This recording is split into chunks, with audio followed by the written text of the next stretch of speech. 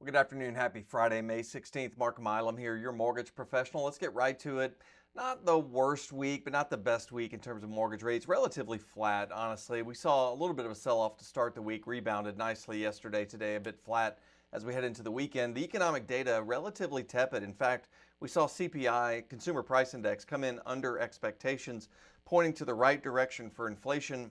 The producer price index is what businesses are paying. We actually saw that negative month over month, so some contraction there, leading to maybe some more optimism that inflation is truly back in the bottle. Jobless claims, though, still not peaking or rising like you might anticipate. And this is really where we're going to find lower. As odd as it sounds, we need the labor market to break in order to see interest rates come down. We need to see some sign that labor is not going to reignite inflation. And right now, we're just not getting that.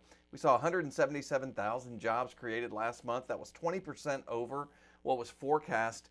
It seems a little off, honestly. It just feels like that number isn't accurate. And when you realize that only 43% of the surveyors or the people surveyed or the businesses surveyed are responding, then maybe there is more margin for error in the non-farm payroll number. And we've certainly seen it be inaccurate in the past.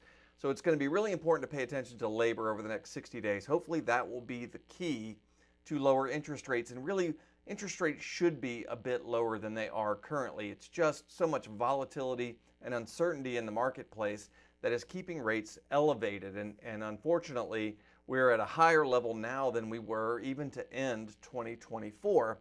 What we're seeing among home buyers is what's probably the most concerning thing, because there's three questions that it seems that home buyers are in one way or another asking, whether it's consciously or unconsciously. Number one is, how do I feel about my job 6 months to 12 months from now? Do I think there's going to be any impact to my employment? Number two is, how do I feel about my investments, my savings, my portfolio? Do I think it's going to be higher or lower 6 to 12 months from now? And there's a lot of uncertainty around that. And then the third one, and this is a big one, how do I feel about home values 6 to 12 months from now? No one wants to buy an asset that they think might be depreciating, right? And so if you think that that might happen, maybe you'll keep your cards at your chest and you won't buy a home now. You'll wait 6 to 12 months before purchasing to take advantage of a lower sales price. And while those three questions are outstanding with home buyers, we're not going to see a meaningful rebound to transactions. And that's a problem, right? We need to solve this affordability problem. We did get the National Association of Home Builders Confidence Index that came in at 34. That's the lowest level in over 2 years, much lower than was anticipated. Anything below 50 is considered to be a pessimistic outlook on the housing market. It was consensus estimate we would see a number around 40, 41, came in at 34 this week. That's a really low reading in terms of how builders are viewing the outlook. We also saw housing starts come in a little bit less than anticipated, and building permits also come in a little bit less than anticipated. One thing I want to point out here is that the Zillow CEO sounds an alarm on a concerning housing market trend.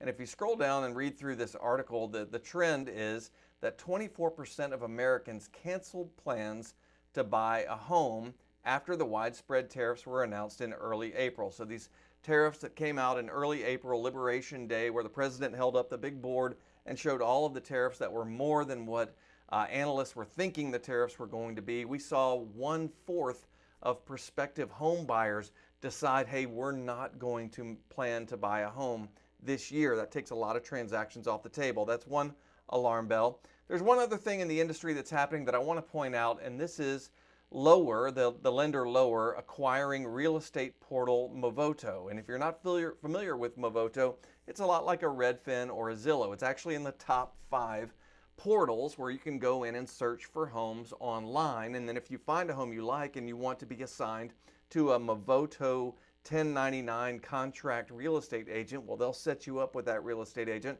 and off you go to find your home. Seems harmless enough, right?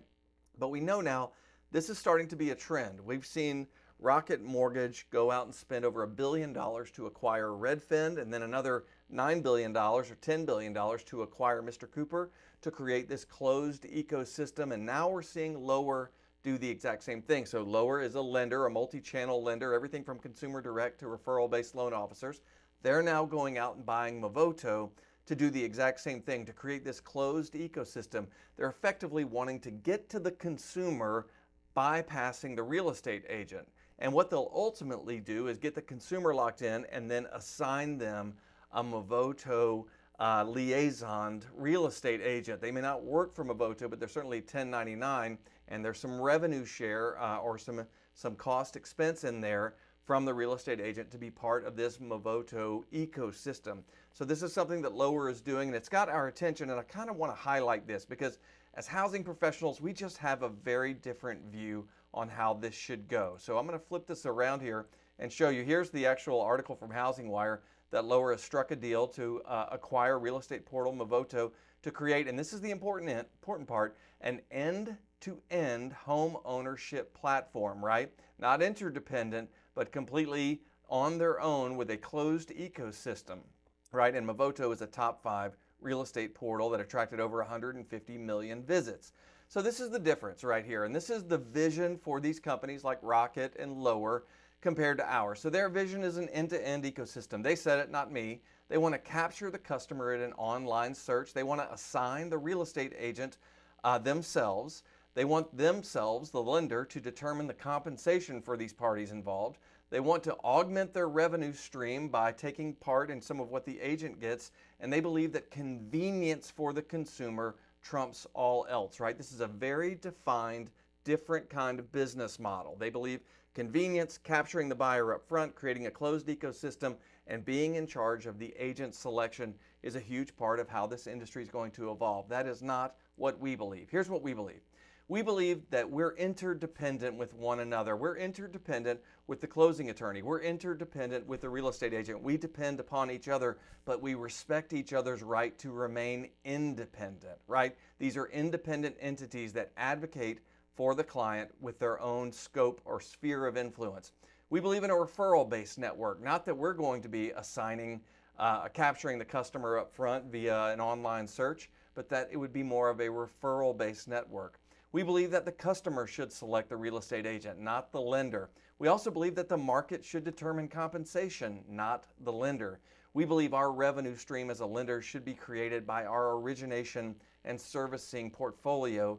And ultimately, we believe expertise trumps all else, not just convenience. Of course, we want simplicity. Of course, we want convenience. But what we really want to be are advocates for our clients and experts for our clients. So there's a dividing line right now happening in the world of housing. And there's these portals that are being gobbled up by these lenders to create a closed ecosystem. Or on the other side, you've got a referral-based network, interdependence, recognizing each entity's right to remain independent to advocate for their clients. If I can be of any service to you over the weekend, don't hesitate to reach out. Mark.Milam at highlandmtg.com. Have a good weekend.